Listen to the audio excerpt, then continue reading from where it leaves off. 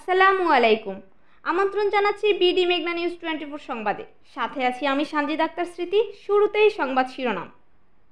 হাইমচরে ফসলি জমিতে স্টেডিয়াম, ক্ষতির সম্মুখীন স্থানীয় কৃষকরা।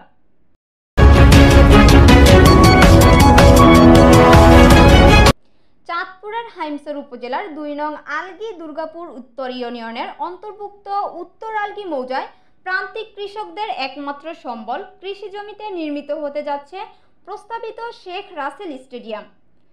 ওই স্টেডিয়ামের জন্য প্রায় 3.19 একর ভূমি প্রস্তাব করা হয়েছে। স্টেডিয়াম নির্মিত হলে পাশের জমিসহ প্রায় 5 একর কৃষি জমি বিনষ্ট হওয়ার আশঙ্কা রয়েছে। কৃষি জমি অধিগ্রহণ করা হলে কৃষকরা ভূমিহীন হয়ে যাবে।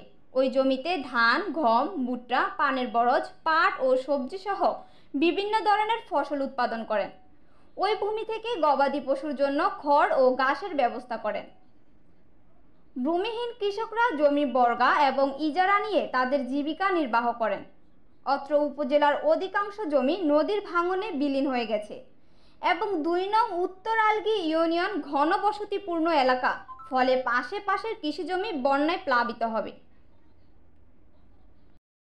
আমাদের এই জমি চাষবাস করিয়া আমরা 8 জন লোক সংসার চালাই এবং খেতে গৃহস্থী করিয়া 3 ফসল গৃহস্থী করিয়া আমরা কোনোরকম চলতে থাকি। আসসালামু আলাইকুম। আমার এই জায়গা কিনে আছে, আমার 3 গা বাচ্চা লইয়া আমি খাই। আমার জামাই মারা গেছে, আমি কিভাবে এই জায়গা যদি লইয়া যাই, কিভাবে চলুম, আমি কিভাবে খামু, কিভাবে চলুম, আমি কেমনি এখন আমি জায়গা কিনে আমি বর্গা গিয়ে আমি খাই, যদি আমার জায়গা খাই আমি খাই, আমি কিভাবে খুঁজা বিচিরে আমি খাই করতে গেলে আমি খুঁজা বিচিলে আমরা জায়গাটা নিয়ে যদি আমরা যদি খেলার মাঠ যদি বানান, আর আমি কিভাবে চলুম, কিভাবে করুম। জয় আছে আপনারা এই কাজ কোনোদিনও করেন না। এই ধান খেতে কাম কইরা, এই ধান খেতে ফসল কইরা আমগো 3 ফসলি কইরা আমগো সংসার চলে।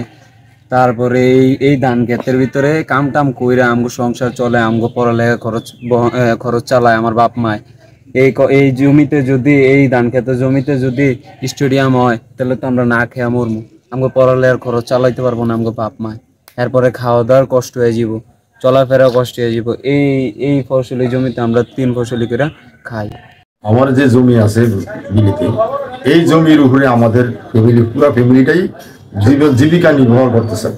এই ফসলাদি যা উৎপন্ন হয় আমরা এই দিয়ে আমরা বাচ্চা রয়েছি এবং আমার আশেপাশে যারা আছে অনেকেই আমাদের এই জমি ইজারা এরা এই জীবন যাপন করতেছেন।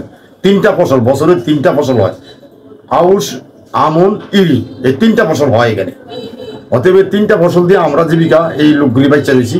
এই যদি আমরা এই ফসলাদি ভূমি লইয়া জানি আপনারা, তাহলে আমরা কি বাঁচে বাঁচবো? আমরা বাঁচার কোনো পথ নেই আমাদের। অতএব অনুরোধ করছি আপনারা আমাদেরকে মারিয়েন না, বাতে মারিয়েন না।